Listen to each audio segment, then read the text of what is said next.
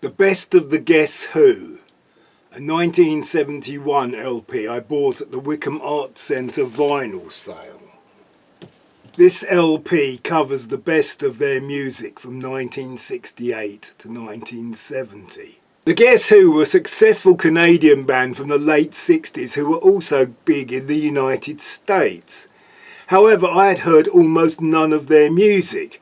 So when I saw this album, I knew the time was right to rectify that, even though this album cost me more than I would usually pay for music that I am unfamiliar with. Legend has it that their record company thought people might mistake their first single for another band who were successful at the time. The label thought they could use this confusion to their advantage, so on the label they put Guess Who. That single is not on this album. I knew the Guess Who were originally fronted by Randy Bachman and Burton Cummings, and that Bachman left to form Bachman Turner Overdrive, who I am quite familiar with. They are probably best known for the hit You Ain't Seen Nothing Yet.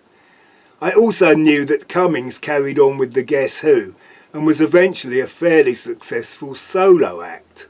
I think I have known about the Guess Who for the whole of the time I've been into rock music, and it seems I've always known their song American Woman. It has a very simple riff based on one chord which is repeated throughout the whole song, and it has a distorted lead guitar and a very simple vocal.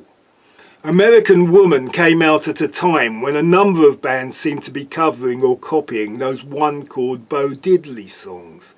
Songs like Mona and Who Do You Love? The Who did something similar with Magic Bus. The vocal on American Woman is quite raw and rough. However, it is the only song of its kind on the album. So listening to the whole album is a bit like discovering bands like Jefferson Airplane or The Byrds. The other songs all seem to be more melodic with big harmony backing vocals, almost like Crosby, Stills and Nash. In places it is almost sunshine pop like The Association. There is only one other big rock track with distorted guitar to the fore, but even that has a big harmony chorus. The tracks are in chronological order. It starts with a song that sounds like a big late 60s pop song. It has touches of Motown and Burt Bacharach, and it sounds like it could have been sung by Cilla or Dusty. The second track could have been 1960s Bee Gees, and then there is some Latin-esque jazzy pop that could have been a slightly more middle-of-the-road Zombies. It is all very well produced. It is like slipping into a different universe where different songs were on the radio. On side 2 it is almost heavy power pop, a bit like Badfinger or Down the Dustpipe Status Quo.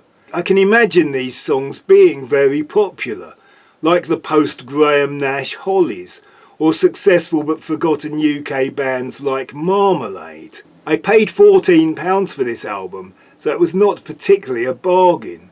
I'm glad I bought it, but I can bet at some point I will see a copy for sale for much less than I paid for it, and that will give me a slight twinge of regret. However, those are the perils of crate digging. The Best of the Guess Who.